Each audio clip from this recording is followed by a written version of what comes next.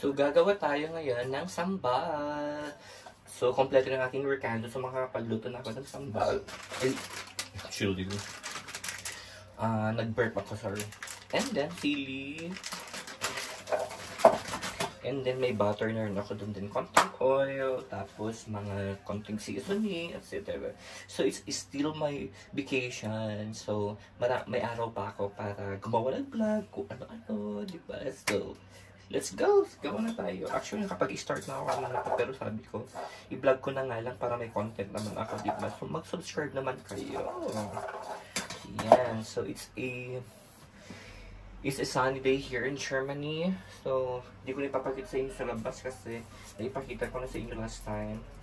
So, itong ginagawa ko pag nababoring ako minsan, gumagawa ng mga pagkain na pwedeng i-stock. Kasi, mahirap kasing masira to eh. May niluto ako parang January ko pa niluto yon, February, March, April, May. Eh, mag-4 months na siya, hindi pa siya sira, di ba? Kasi naka-ref lang siya. Mahirap masira kasi may suka naman itong sambal natin. So, hindi siya basta-basta masira. So, i-start na natin. So, ayan.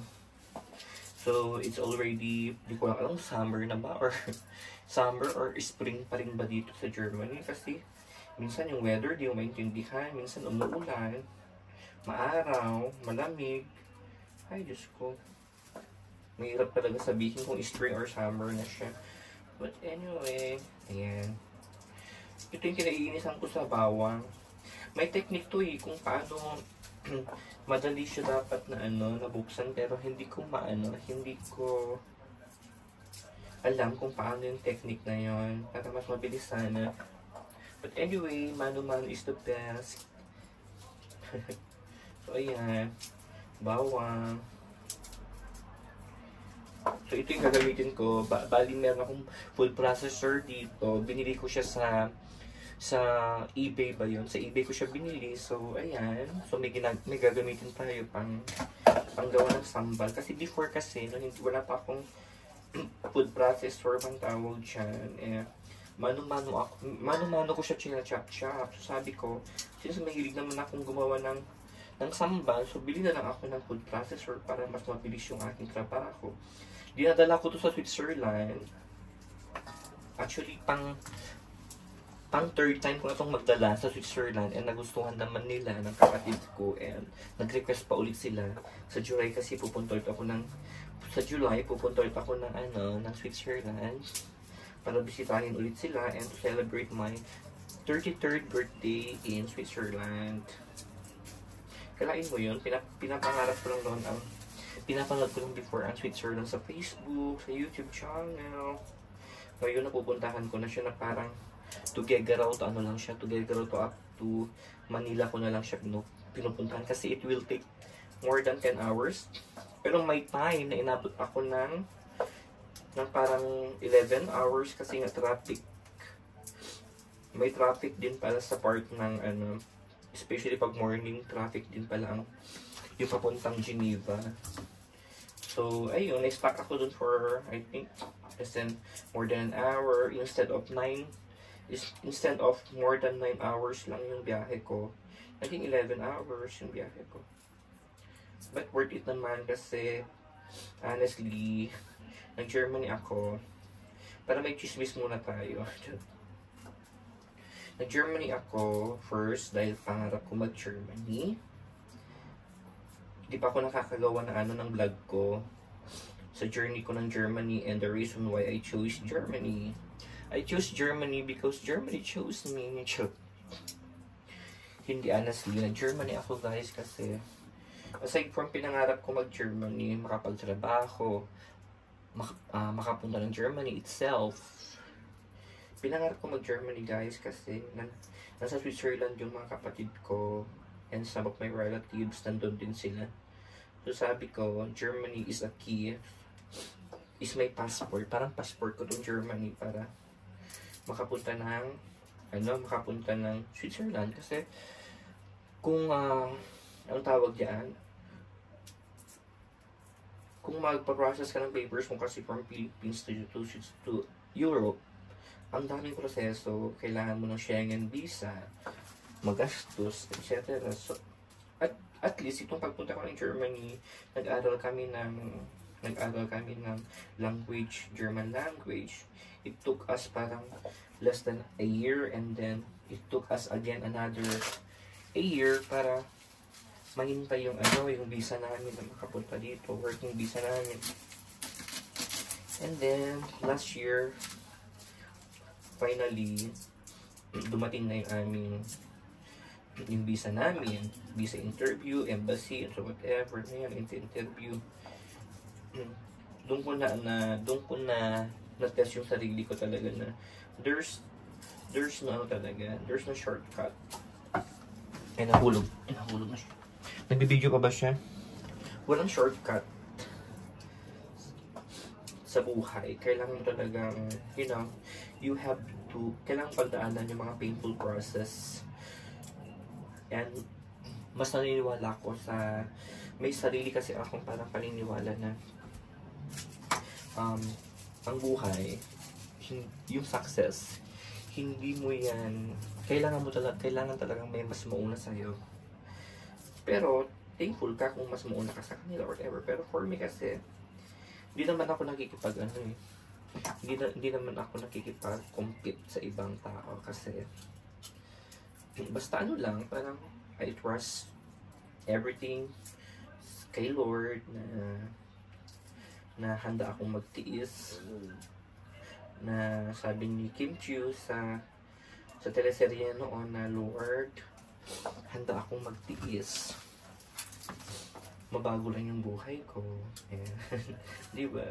Yung mga gano'n, I mean, ilang beses na akong parang nasa karera ko ang buhay talaga. Maihahay tulad ko talaga yung buhay ko sa karera. Ilang beses na akong naunahan sa karera ng buhay. And natalo ako. But some people, simpleng achievements lang. Simpleng bagay lang achievement sa kanila. And same to me.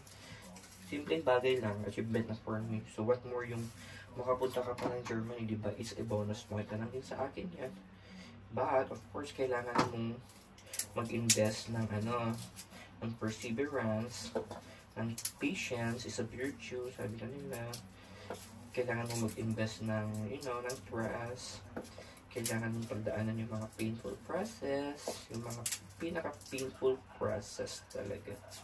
The most painful process. Kailangan mo siyang pagdaanan. Sumisilip ako sa labas kasi baka may nakikinig. Kasi aside from mababa yung kumpiyansa ko, yung confidence ko, lahat yung self-esteem ko, as in talaga, hindi ako ganun ka-confidence kagaya ng ibang tao. But of course, in terms of experience na rin, sa working experience, meron din naman ako may bubuga talaga. In terms of experience, So, sabi ko, sige, try natin mag-Germany. And then, try ko mag-apply sa school. And then, tumawag yung school. Nakapasa daw ako ng scholarship for the German language. Sila lahat ang gumastos. Yung employer namin lahat ang gumastos ng German, ng language schooling namin. Na until today, nahihirapan pa kami sa language kasi nga hindi naman namin mother tongue. It's not our first language, ang German, but still we are striving hard para matutunan pa rin ang language nila kasi gusto ko na talaga dito mag-retire. Kung papalarin man ako ni Lord na makapasa sa exam, gusto ko dito na ako mag-retire and all. So, ayun, that's the reason why pumunta ako ng Germany, because of my more than a decade ko na rin kasi hindi nakita yung mga kapatid ko. So, this is the way para hindi na ako mag-secure ng mga Schengen visa na yan. Kasi, pag nasa Germany ka na guys, you can travel around Europe. Sayang nga yung yung London kasi nag-Brexit na sila, diba? Dati ano siya, nasa Europe, nabibilang ang London noon sa Europe. So ngayon, Brexit na sila, nakipaghiwalay na yung London. So kailangan mo na ng visa makapunta ng London.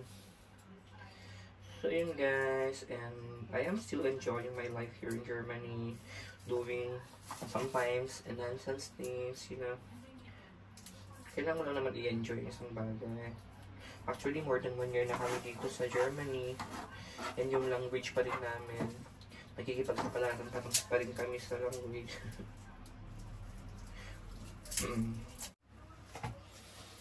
So ayan, baka pinapanood na ako sa sa ICU. Kasi yung department ng ICU nandiyan lang, tapat ko lang. So ikat na natin yung sili, you know. So ayan na siya, tapos ko na yung bawang na ang hirap-hirap. Ang hirap balatan ng bawang. So ayan.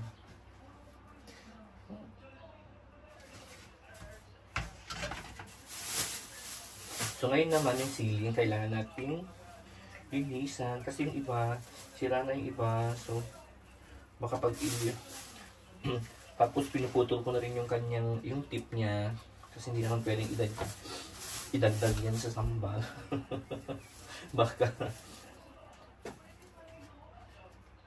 actually, FYI, itong sili, actually may bawang naman dito. May mga sili din dito, sa malapit dito sa amin ng mga groceries. Pero, binibili ko itong mga to sa sa Asian store, sa Munich, sa München, kasi, I guess, mas mura. Saka mas kompleto kasi sila doon.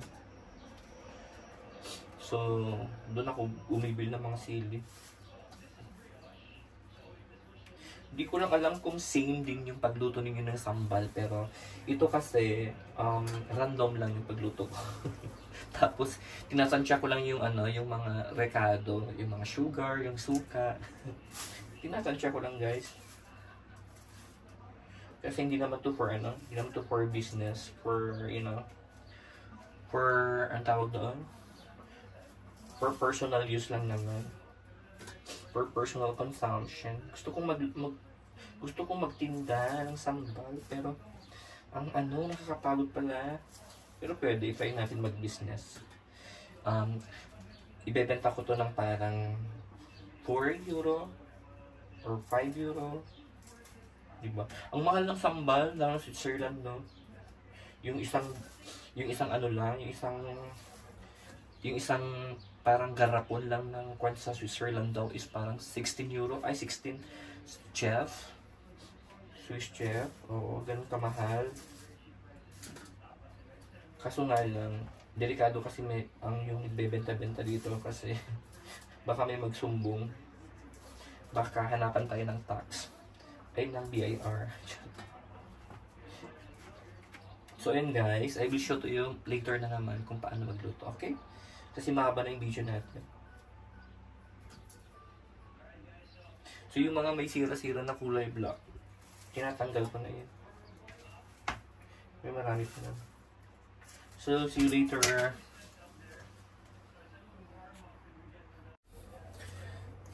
So ngayon naman, i-grind na natin yung ating na-peeled na bawang and na-prepare na sili for our bonggang-bonggang sabal. So, ayan. Pasensya na kayo sa mukha ko, guys. Walang makeup yan. Walang halong chemicals yan. Pasensya na kayo sa galat ko, guys, kasi hindi pa ako nakapag-ayos sa kitchen ko kasi nga we're making sambal. So, ito na yung ating na-prepare na for the sambal. Okay, so sili and peeled tomato. Peeled bawang. So, ayan. Sana hindi uusok ito kasi masyadong na-overwhelmed yung aking food processor. So, paprocess na natin. So, ayan. Kailangan ko ng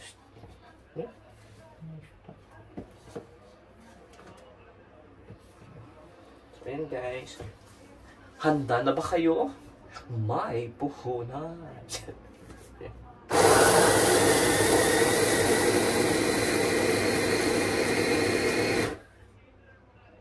Sobrang ganda ito guys. I recommend this one. So kung gusto niyo ng food processor, ilalagay ko sa sa description down below. So let's see kung pwede na siya. Charan! Look! So yun na yung ating. So ayan, screen natin yung ating sugar. Hindi ko lang alam kung sugar or asin ito. Check natin. Tignan ka lang ha. Sugar nga. Kailangan natin ng sugar. And then, kailangan ko din ng butter. Ay, ko punyata ka. Ay ko, naipit pa yung kamay ko. Butter. Tapos, of course, yung pinaka-main ingredients natin. Sukal. Butter. Ano pa ba? And then, kuha din ako ng ito black pepper.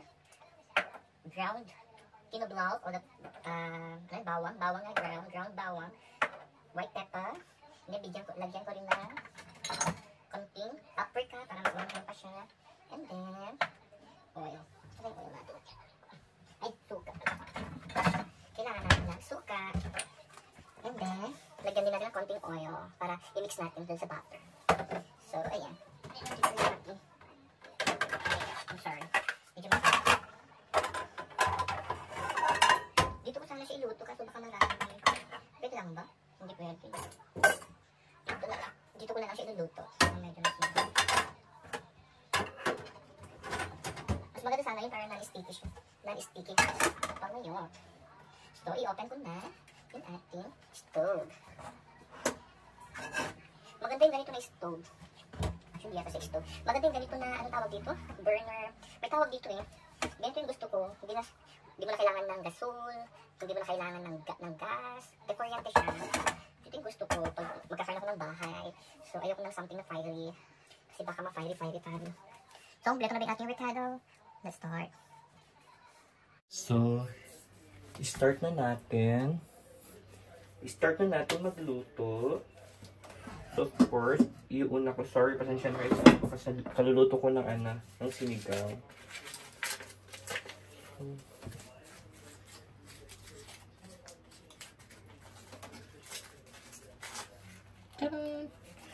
So, iuna ko muna yung butter. Walang dapat masayang sa butter kasi mahal ang butter dito sa Germany.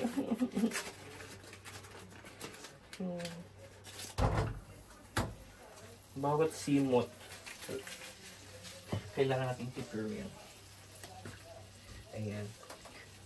And then, ang gagamit natin? Madali na magluto ng sambal. Basta nasa puso't diwa mo lang. Dagdagan ko pa ng sambal. Ay, ng butter para. Usually, nilalagyan ko talaga siya ng oil para hindi matutong yung ating butter. Kasi along the way, matututong yan.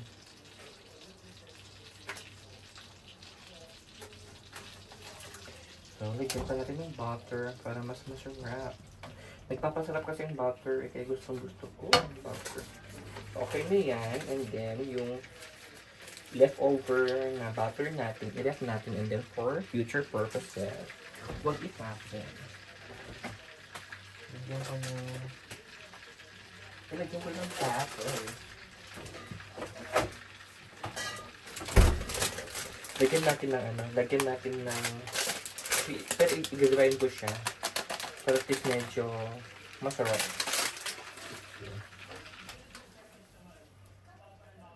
Parang marami na yata itong butter pero lagyan ko pa ng konting oil.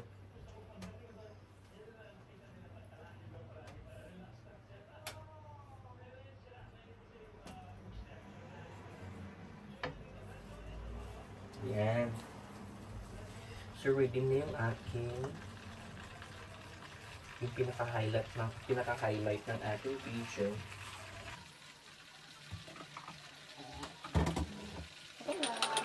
Ganito lang yung ginagawa ko pag bakasyon ko or naboboring ako sa buhay. Luto-luto. Para may dalhin ulit ako sa sa Switzerland. Si favorite nilang aking sambal. Nakachamba. Yeah.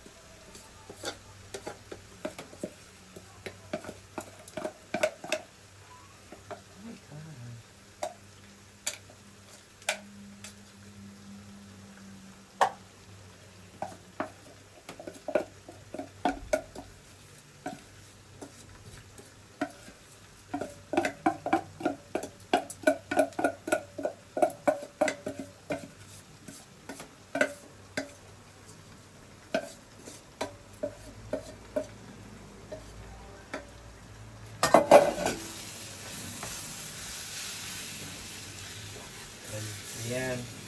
Look, natutong na agad-agad yung ating kasi wala siyang oil. Kailangan mo ng oil talaga para at least kailangan mong damihan. Kasi mag-dry pa yan eh. Kailangan natin damihan. Pero anyway, kwan naman to. Hindi naman siya yung oil na ano. Para siyang olive oil.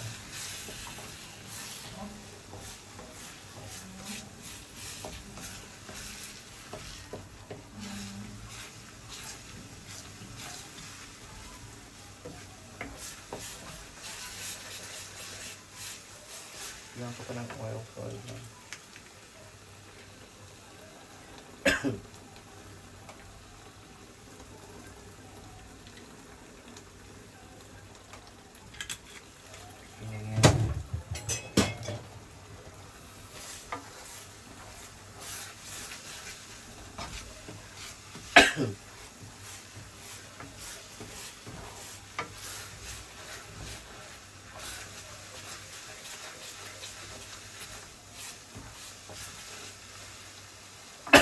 Okay. Then, lagyan natin siya ng suka para at least 2, 3. Ayan. Para hindi masyadong maasim.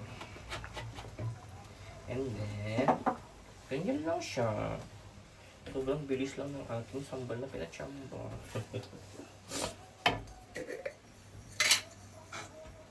And then, sugar, of course. Hindi mawawalang sugar kasi para mag-blend.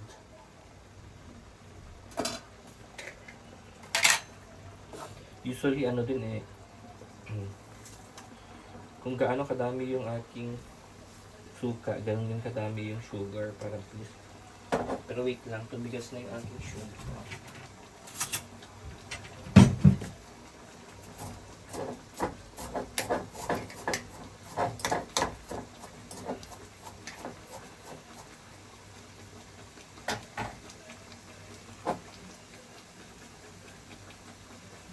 Ayan. So at least yung sugar natin. Ayan. O, diba? Ganyan.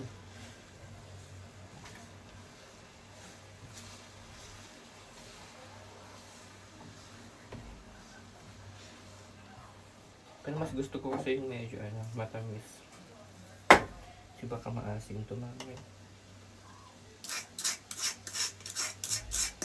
Ayan, parang sayang dito.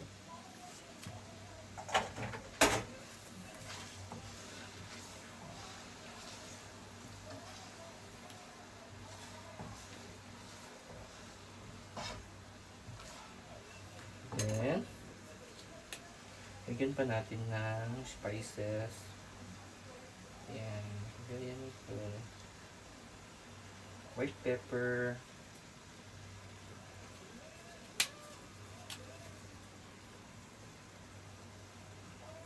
Ayan.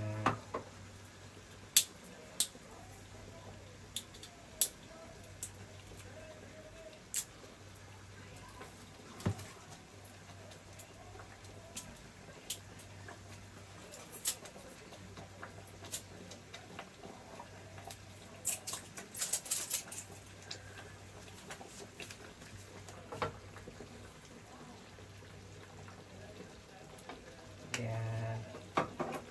Tapos, lagyan din na. Lagyan pa rin ng paprika para mas magkulay. Ganyan lang. Ouch po na.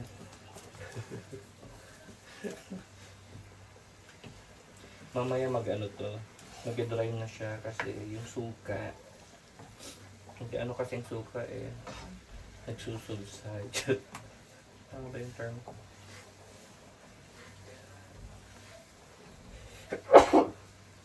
Ay, God.